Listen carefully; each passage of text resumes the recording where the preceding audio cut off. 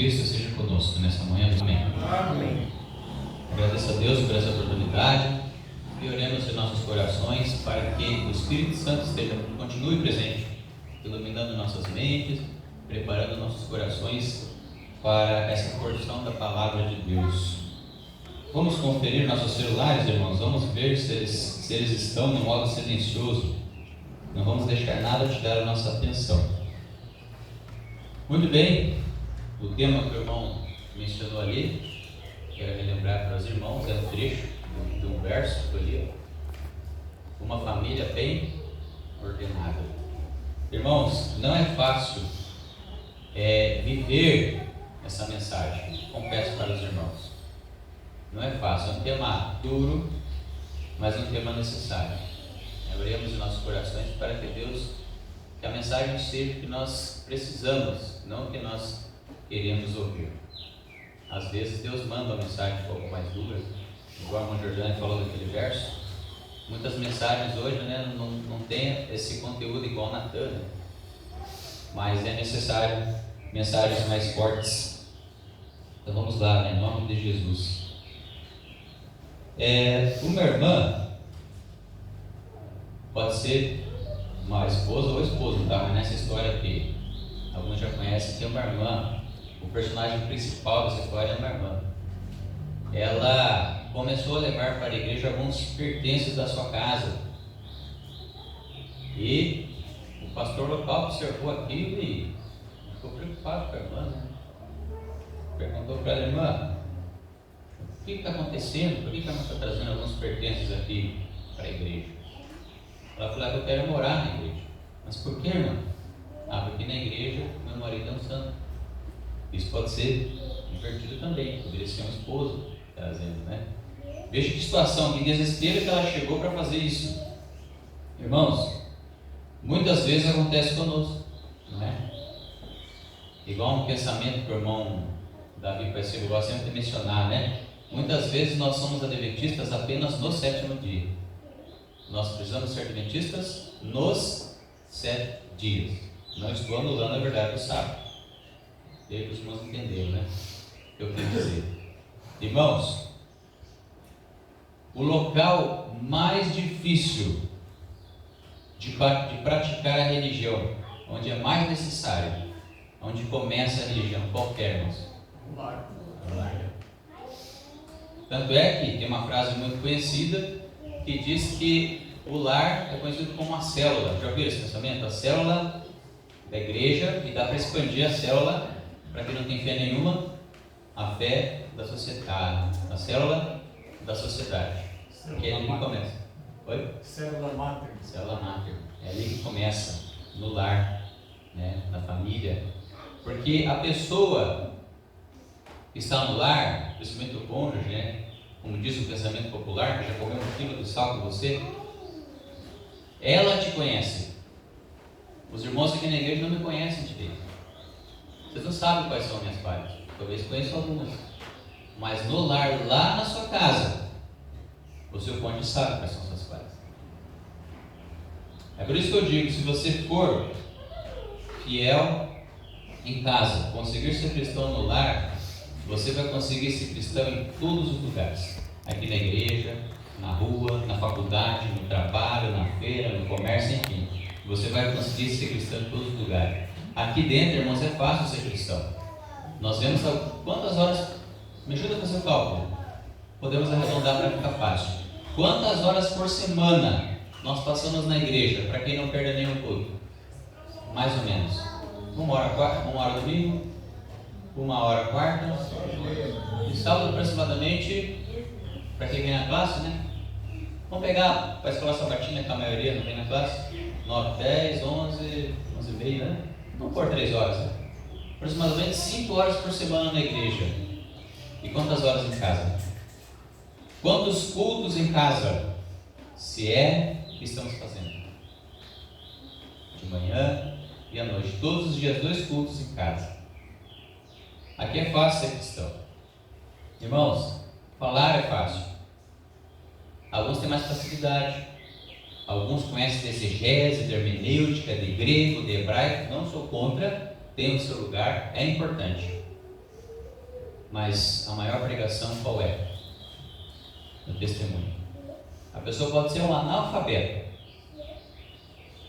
mas se ele está dando testemunho, a pregação dele está melhor do que a minha. É duro isso, né, irmãos? Mas é uma verdade.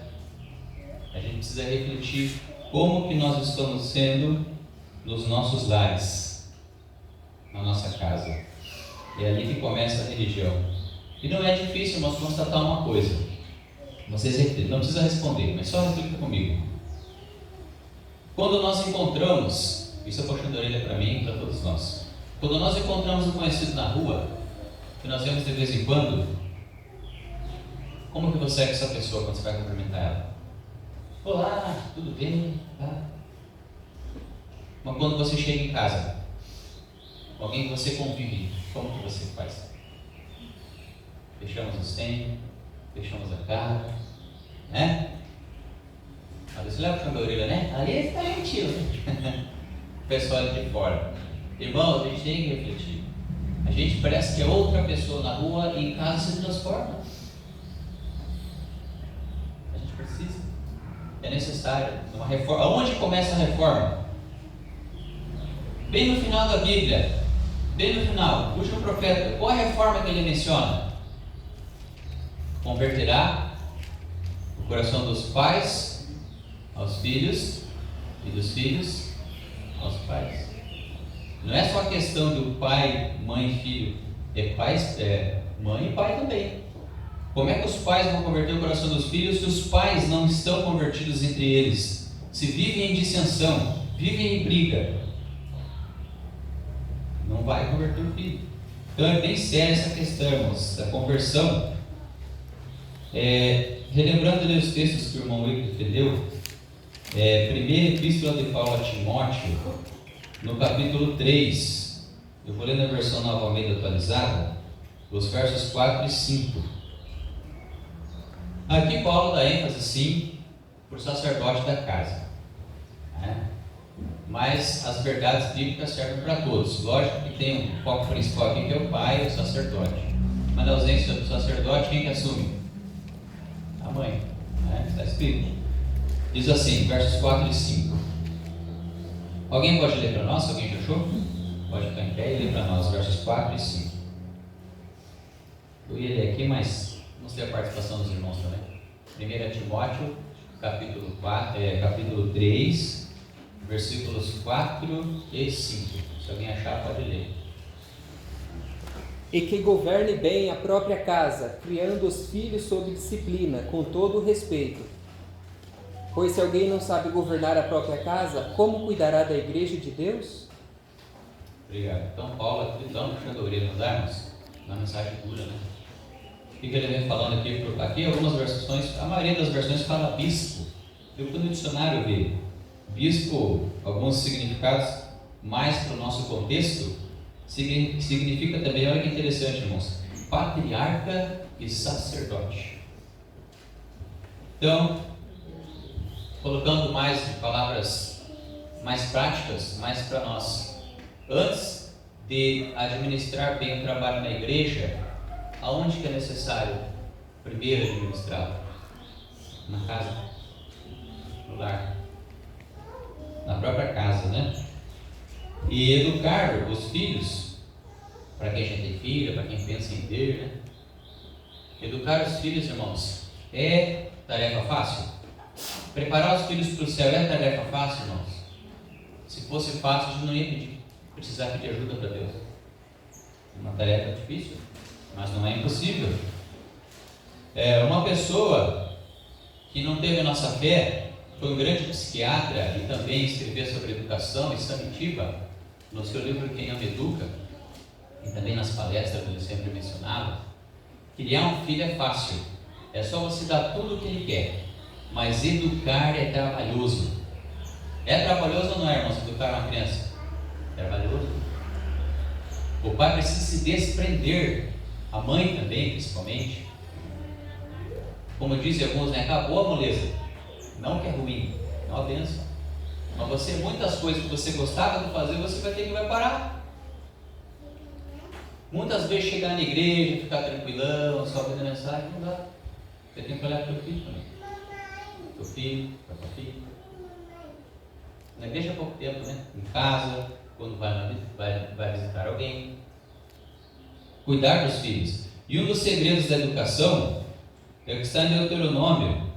Se os irmãos quiserem acompanhar, o quinto livro do Pentateuco, né? Deuteronômio, capítulo 6.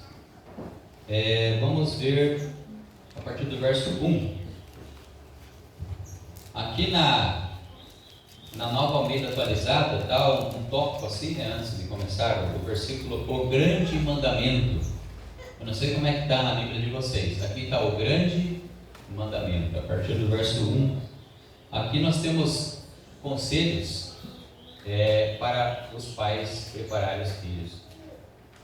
Alguns falam assim, quando você fala de conselho bíblico, não sei se vocês já ouviram, né? Ah, mas é só um conselho. Já ouviram isso aí? Não é doutrina. Vai lá em Apocalipse e fala assim: aconselho-te que compre 3 coisas, lembram?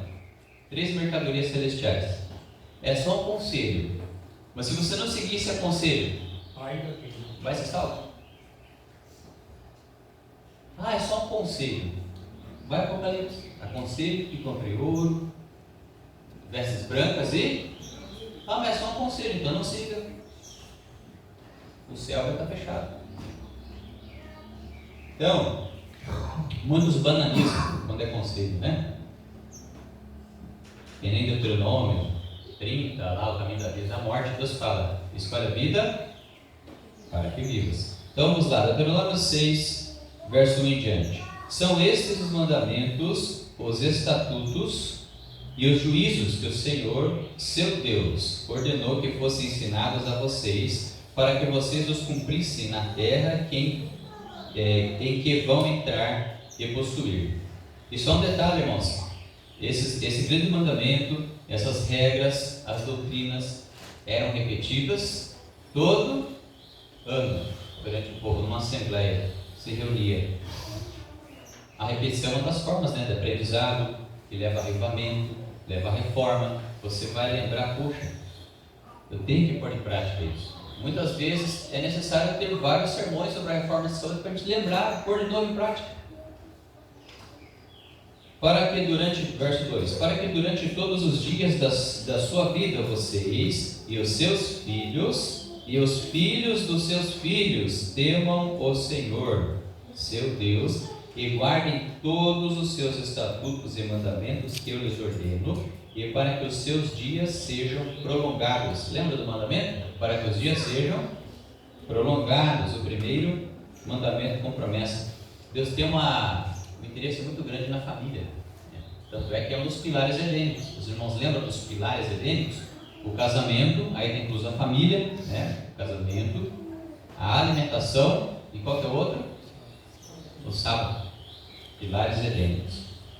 Verso 3: portanto, escute, Israel, e tenha cuidado de cumprir esses mandamentos, para que tudo lhes corra bem e vocês muito se multipliquem na terra que emana leite e mel, como o Senhor, o Deus dos seus pais, lhes prometeu. Escute, Israel, o Senhor, nosso Deus, é o único Senhor. Portanto, ame o Senhor, seu Deus, de todo o seu coração, de toda a sua alma e com toda a sua força. Quem que me ensinou esse mandamento, os irmãos lembram? Ama o Senhor de toda a tua alma, como diz aqui, de todo o teu entendimento e de todo o teu coração. Quem que repetiu essa verdade que não era nova? Jesus. Estas palavras que hoje lhe ordeno estarão no seu coração. Você, veja só, irmãos, é interessante. O verso 7 já vai propriamente dito para a educação dos filhos. Mas antes da educação dos filhos, a verdade precisa estar aonde? Conforme o fim do verso 6. Aonde a verdade precisa estar antes do pai passar para o filho? No coração. Aqui se refere à nossa mente. Esdras 7:10. Veja lá, antes de fazer a reforma no povo, o que Esdras fez? Dispôs o seu coração, buscar a lei do Senhor praticar e depois ensinar. Agora no verso 7. Você as inculcará a seus filhos, e delas falará quando estiver sentado em sua casa, andando pelo caminho, ao deitar-se e ao levantar-se. Ou seja, os pais precisam aproveitar todas as oportunidades para inculcar, como diz aqui, colocar na mente as verdades aos seus filhos. Isso aqui, irmãos, é pedagógico, isso aqui é didático. Deus entende da educação. Porque se você usasse só um ambiente para ensinar, não ia ser tão efetivo como em todas as oportunidades de ensinar para o filho. Você está andando com o filho, pede sabedoria para Deus, tem alguma ilustração que você pode usar para ensinar a verdade para o teu filho. E uma vez uma pessoa falou para mim, essa importância que nós deveríamos dar mais ênfase, irmãos, no sábado e a família. Nós deveríamos dar mais ênfase nisso. Deus, sábado e família. Tanto é que não tem um texto que diz que os filhos das trevas são mais o que os filhos da luz? São mais prudentes. Jesus falou, sede prudentes como as serpentes. Qual que é uma das ênfases que o domingo ganha pela Igreja Católica? O dia da... Irmãos, vamos ser sinceros. É comum no nosso meio falar sábado, o dia da família? Não é comum. Deveria ser.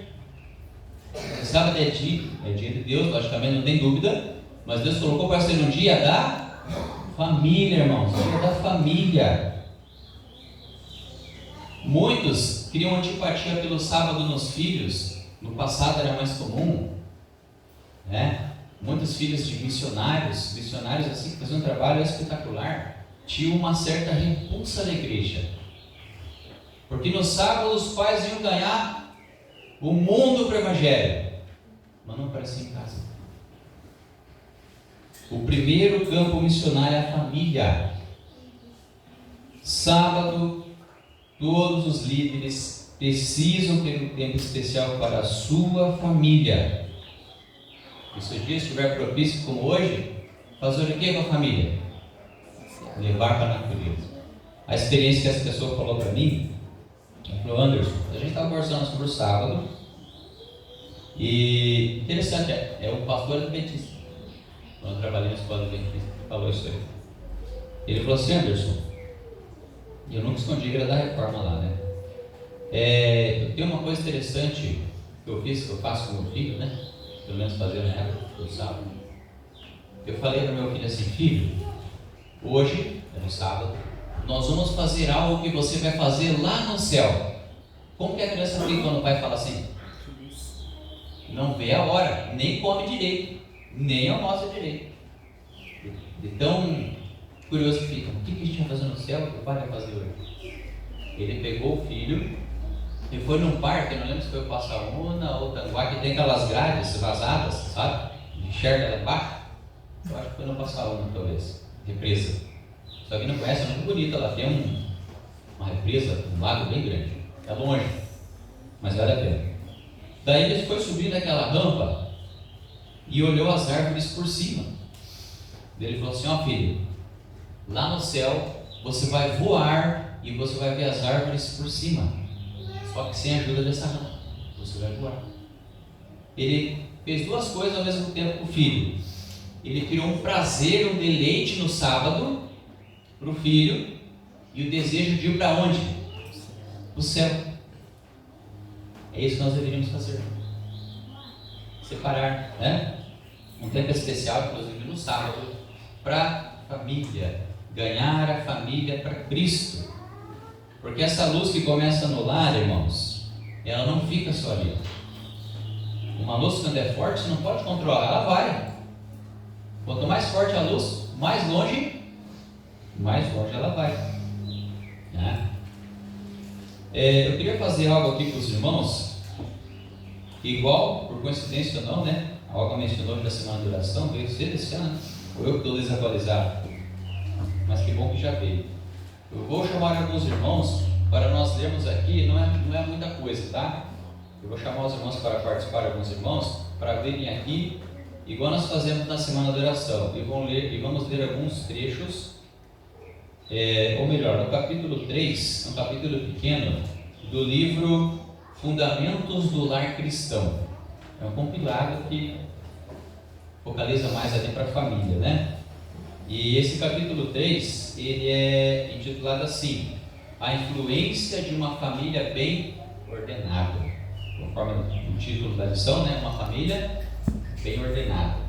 Eu vou colocar aqui o papel, vou deixar um microfone disponível aqui para os irmãos e a gente vai lendo.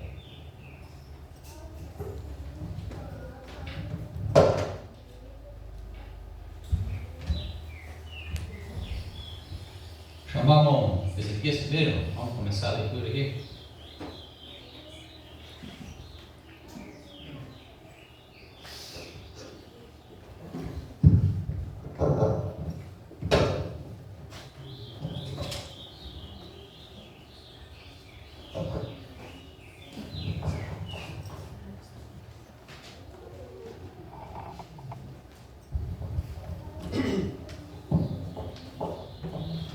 Uma lição objetiva. A missão do lar estende-se para além do círculo de seus membros.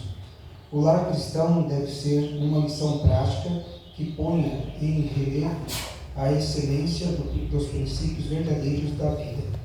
Semelhante exemplo será no mundo uma força para o bem.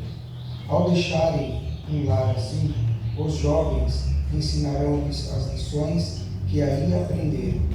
Por esta maneira, penetrarão em outros lares princípios mais nobres da vida, e uma influência regeneradora será sentida na sociedade.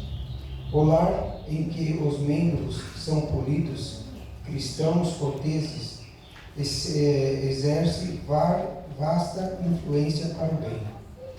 Outras famílias notarão os resultados conseguidos por um lar assim e seguirão o exemplo dado, guardando por sua vez o lar contra as influências satânicas. Os anjos de Deus visitarão com frequência o lar em que a vontade de Deus domina. Sob o poder da graça divina, este lar se torna um lugar revigorado para os enfraquecidos e fadigados peregrinos. Mediante vigilância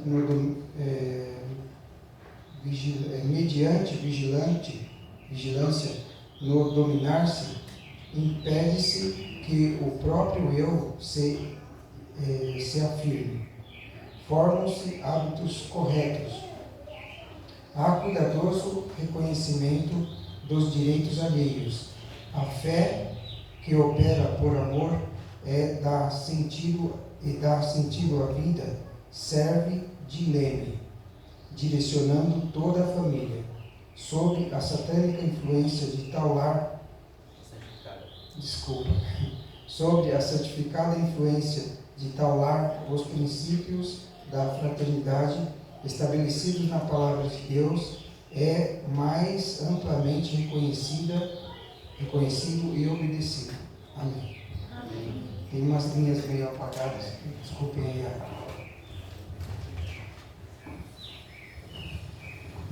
Vai chamar o Arthur agora? Beleza? Eu acho que o irmão não vai querer o microfone, né, Arthur? Creio que não.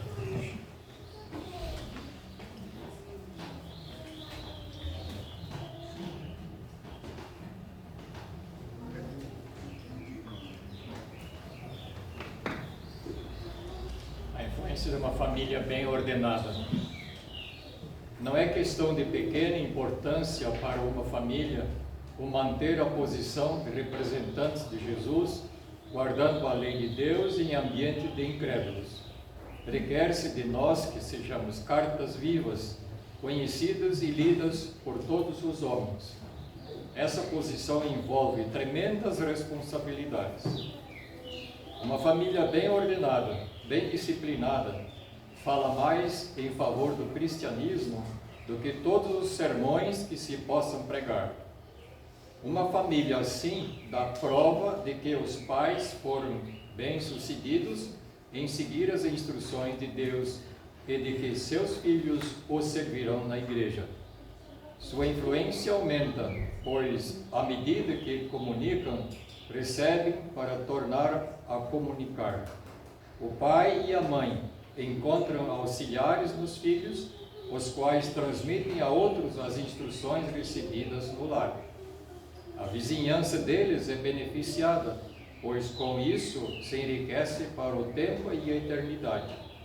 Toda a família se acha empenhada no serviço do Mestre, e pelo seu piedoso exemplo, são outros inspirados a ser fiéis e leais a Deus no trato com o seu rebanho, seu lindo rebanho.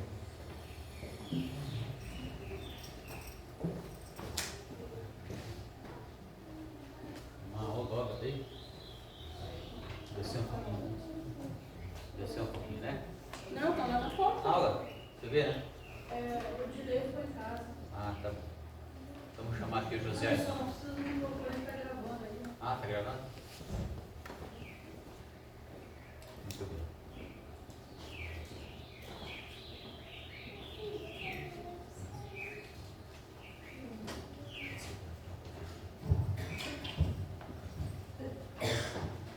A maior prova do poder do cristianismo que se pode apresentar ao mundo é a de uma família bem ordenada, bem disciplinada. Isso recomenda a verdade como nenhuma outra coisa pode fazer, pois é um testemunho vivo de seu poder sobre o coração. A melhor prova de cristianismo de uma família é o tipo de caráter gerado pela sua influência. As ações falam mais alto que a mais positiva profissão de piedade. Nossa ocupação neste mundo é descobrir que virtudes podemos ensinar aos nossos filhos e nossa família, a fim de que exerçam influência sobre outras famílias, e assim podemos ser uma força educadora, ainda que jamais venhamos a abraçar o magistério. Uma família bem ordenada e disciplinada é mais preciosa aos olhos de Deus do que ouro fino, mesmo que o mais fino ouro de Ofir.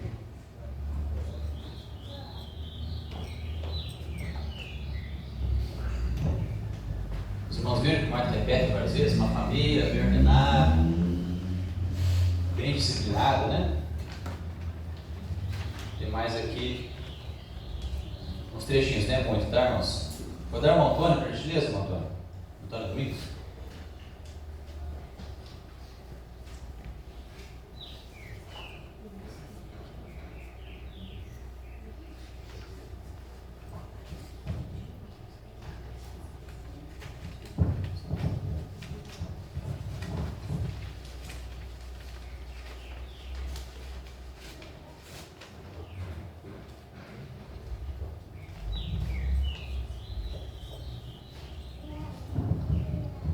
Curto é o tempo que dispomos. Não podemos passar por este mundo mais de uma vez. Tiremos, pois, a fazer o melhor proveito de nossa vida. A tarefa que somos chamados não requer riquezas, posição social, nem grandes capacidades. O que se requer é um espírito bondoso e desprendido e firmeza de propósito. Uma luz, por pequena que seja, se está sempre brilhando, pode servir para acender outras muitas. Nossa esfera de influência pode parecer limitada, nossa capacidade diminuta, escassas as oportunidades, nossos recursos reduzidos. No entanto, se soubermos aproveitar fielmente as oportunidades de nossos lares maravilhosas, serão nossas possibilidades. Se abrirmos o coração e o lar aos divinos princípios da vida, poderemos ser condutos que levem correntes de força vivificante. De nosso lar fluirão rios de vida, de saúde, de beleza e fecundidade, numa época como esta, em que tudo é desolação e esterilidade.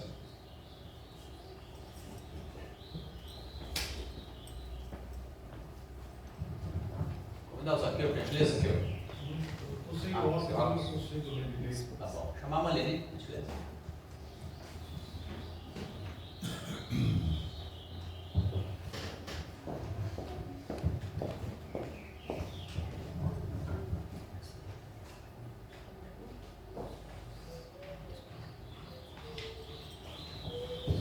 Os pais tementes a Deus difundirão seu círculo doméstico para os dos outros de uma influência que atuará como aquele fermento que foi escondido em 3 medidas de farinha. O trabalho fiel feito em casa educa outros a fazerem a mesma espécie de trabalho. O espírito de fidelidade para com Deus é como fermento, e quando for manifestado na igreja, terá efeito sobre outros, e será uma recomendação para o cristianismo em toda parte. A obra dos soldados de Cristo é que a Ele se devota inteiramente, é de tão vasto alcance como a própria eternidade. Então, porque há tanta falta de espírito missionário em nossas igrejas, é por haver negligência na piedade doméstica.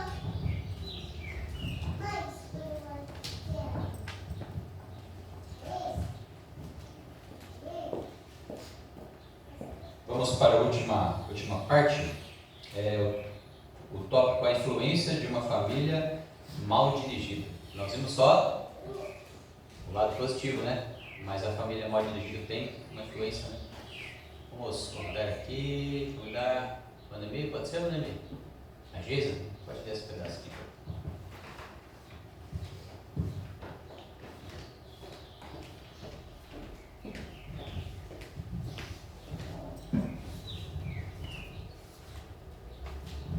A influência de uma família mal dirigida é dilatada e desastrosa para toda a sociedade. Acumula uma onda de males que afeta famílias, comunidades e governos. É impossível viver de maneira que não exerçamos influência no mundo. Membro algum da família poderá encerrar-se em si mesmo, de maneira que nenhum outro membro não lhe sinta a influência e o espírito. A própria expressão da fisionomia terá influência para o bem ou para o mal. Seu espírito, palavras, ações e atitudes para com os outros serão inequívocos.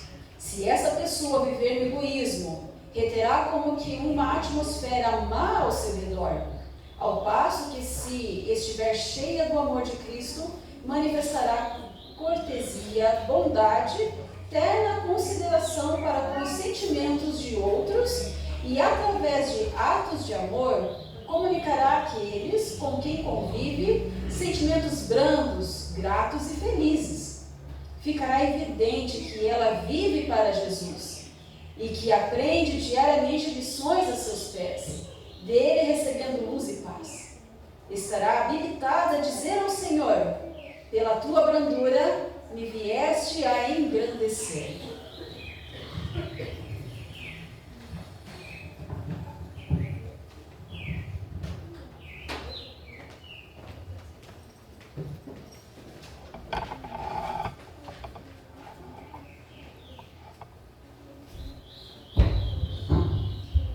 Então, meus irmãos, quantas lições, né? E foi do só um capítulo desse livro. Os já imaginaram quantas orientações tem nesse livro? E nos outros, né? Bíblia, Espírito e Profecia, para a educação. Tem aquele livro, Orientação da Criança, não sei se foi o Arthur que mencionou uma vez, pelo nome deveria ser Orientação aos Pais. Está cheio de puxão de orelha e conselho para os pais. Considera a orientação de crianças como a segunda Bíblia. Então ele é muito interessante, né? Os escritos. Irmãos, quantas lições, só nessa parte aí que nós poderíamos nos deter, mas devido ao tempo não dá para vermos muitos detalhes. Mas os irmãos em casa podem ler esses livros, estudar esses capítulos, né, com oração. É que nem aquela história, mas a influência de uma família, ela não tem como não se estender. Até fala aqui de governos, né? Eu falo de governo, sofre por causa disso. Começou lá na família. Muitas vezes a gente reclama de governo A, B ou C, mas o problema começa onde? Começou no lar, começou em casa. É que nem aquela história talvez alguém lembre, daquela... vou usar a licença poética aqui, usar talvez outras palavras, mas a verdade contida é a menininha com um vestido bem bonito, de uma comunidade pobre. Irmãos, que ser pobre é uma coisa, ser relaxado é outra, você concorda comigo? Às vezes a casa é de São Batido, mas está tudo limpinho, bem barriguinho. A menina com o vestido, ficou bonitinha a menininha, né? Limpinha, vestido bonito. Daí a família assim pensou, mas o pátio, a casa não está combinando com o vestido dela. E arrumaram o pátio, arrumaram a casa. O outro vizinho viu, mas espera aí, a minha casa agora parece mais a feiura da minha casa, eu vou arrumar também, pelo menos pintar. E arrumou, e outro arrumou. Quando veio a vila toda ficou, mas começou ali no vestidinho, né? Numa atitude simples, né? Que não custou muito. Irmãos, precisa de dinheiro e muitos recursos para educar corretamente uma criança? Não precisa. Só precisa de Jesus, não precisa da graça de Cristo. Irmãos, isso aqui é um grande desafio que é colocado para nós. É um grande desafio. Porque não é igual uma receita de bolo, né? Se o pai, eu gosto de repetir esse pensamento aqui. Deus não me perdoe, mas ele é oportuno e eu gosto de repetir, eu vou repetir. Se o pai for muito rigoroso, vai ganhar o filho do céu? Não. E se for muito flexível, tudo pode fazer. Eu quero ser legal para o meu filho. Bonzinho entre aspas, né? Vai ganhar o filho do céu também? Não vai. Então eu preciso pedir sabedoria para Deus, irmãos, para saber como e quando dizer não. Tem momentos que tem que dizer não para o filho, por mais que ele esteja no chão esperneando, tem momentos que tem que dizer não, principalmente se estiver esperneando, senão ele vai aprender que se gritando ganha as coisas. Não pode ter toque. Quem está por fora, está vendo, vai achar que você é mal, mas deixe que pense. A gente não pode viver pelo que os outros pensam de nós. Olha que pai malvado, a pessoa nem sabe o que aconteceu. Como diz o ditado, pegou o trem andando. Se tivesse querendo espancar, né, bater, mas é outra coisa. E saber como e quando dizer sim. O pai que diz sempre sim para o filho, sim, sim, sim. O filho vai crescer, vai ouvir não na escola. Ele sabe lidar com não? Vai ouvir não no trabalho, vai ouvir não na faculdade, vai ouvir não das autoridades. Ele não aprendeu a ouvir o não. Ele não aprendeu a enfrentar contradição, opiniões diferentes. Vai ser um jovem, um adolescente, um adulto frustrado, porque não aprendeu a lidar com os nãos da vida. Então esse equilíbrio, irmãos, a única resposta que eu consegui achar é estudar a palavra de Deus e ter comunhão com Deus. O Espírito Santo vai tocar no coração e vai saber, vai te instruir. Irmãos, Deus dá a paciência pronta para os pais? Não. Ele dá oportunidade para exercer a paciência. E sabe como que é o nome da principal oportunidade para exercer a paciência? Filhos.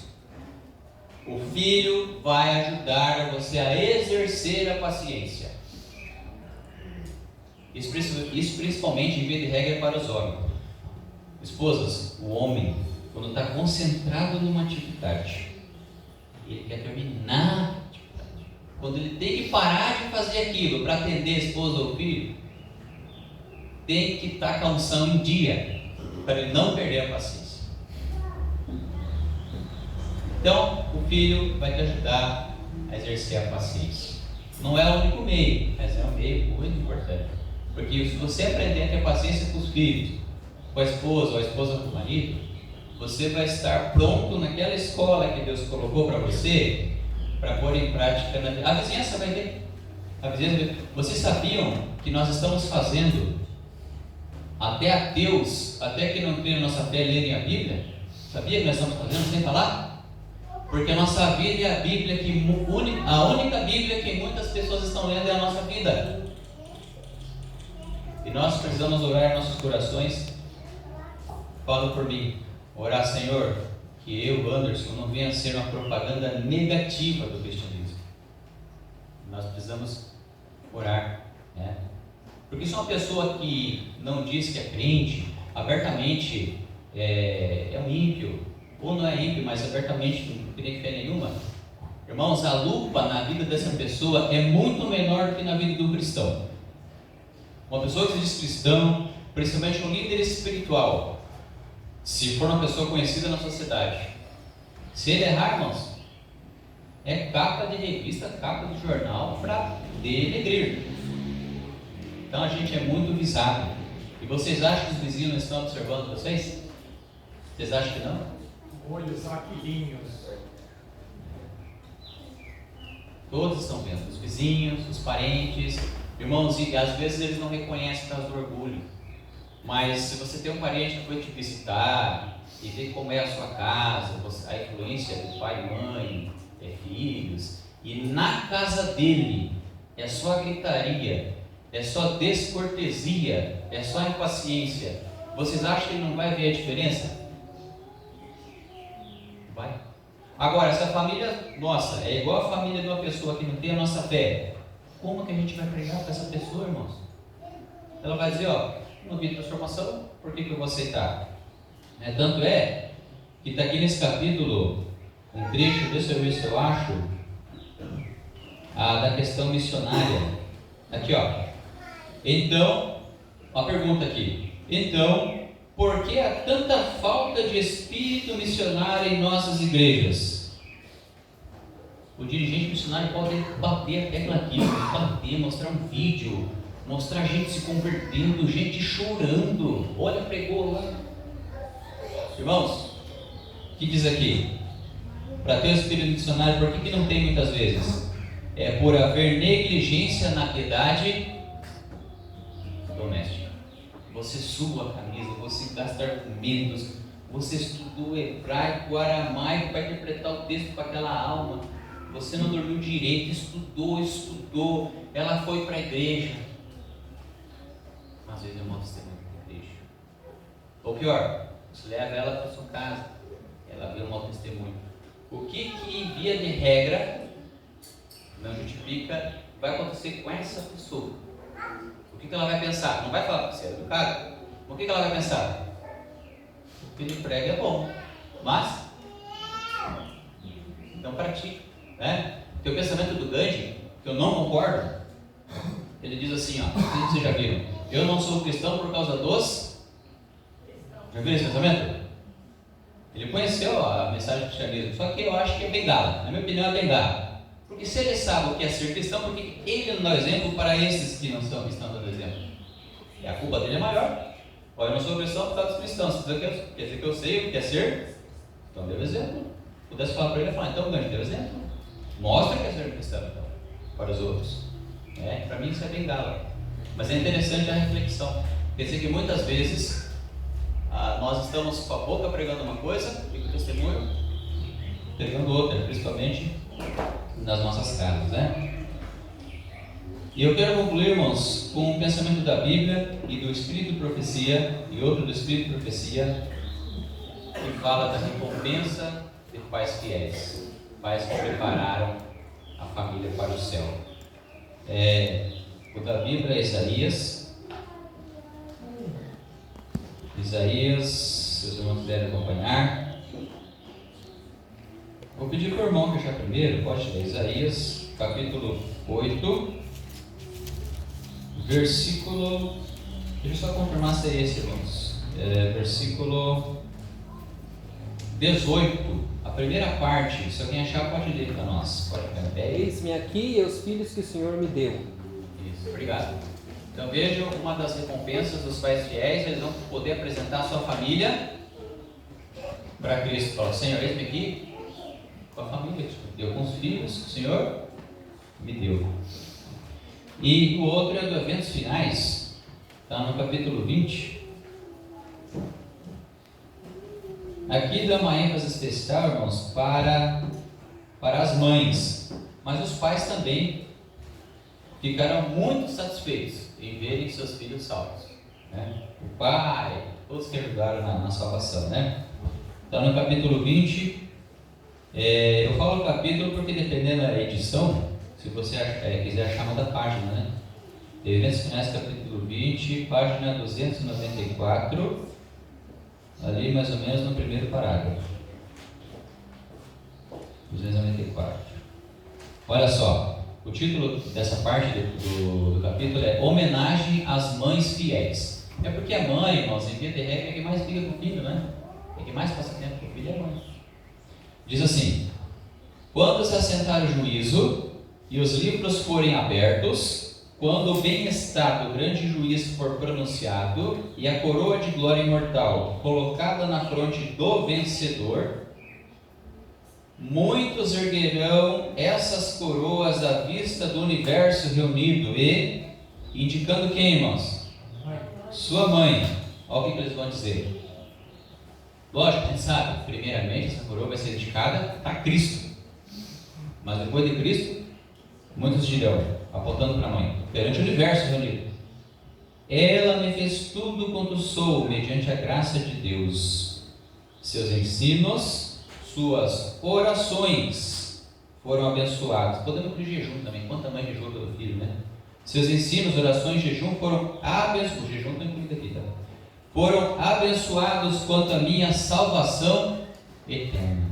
Irmãos, você pode pensar no conquistador mais famoso da história, no rei mais famoso e mais rico que passou. Alexandre o Grande, Gengis Khan, qualquer poderoso que conquistou quase o mundo todo da sua época, nenhum deles vai receber uma homenagem dessa aqui. Nem mesmo Eliseu, Elias, Enoque. Estarão felizes, né? Mas as mães, já pensaram nisso? Já pensou nisso, mãe? Vale a pena se esforçar em mostrar Cristo para os filhos. Só que quando Cristo é o filho, até antes de aprender a ler, ele vai conhecer Cristo. Como o filho vai conhecer Cristo antes de aprender a ler a Bíblia, irmãos? Os pais. Não sabe? Pelo testemunho dos pais. Que nem aquela tribo indígena lá, que o missionário foi lá pregar o Evangelho, e os índios falaram assim: ah, esse Jesus nós já conhecemos, ele veio aqui. Daí o missionário: como assim? Será que a gente teve alguma visão? Era um missionário anterior que foi lá. Ele quase não pregava, mas ele ajudava os índios. Ele mostrou Jesus na prática quem é. Possamos refletir, possamos pedir a graça de Cristo para praticarmos, né? Principalmente começando na nossa casa. Nunca é cedo demais para começar bons hábitos, nem tarde demais para deixar os maus. Que Deus nos abençoe e nos ajude. Amém. Amém.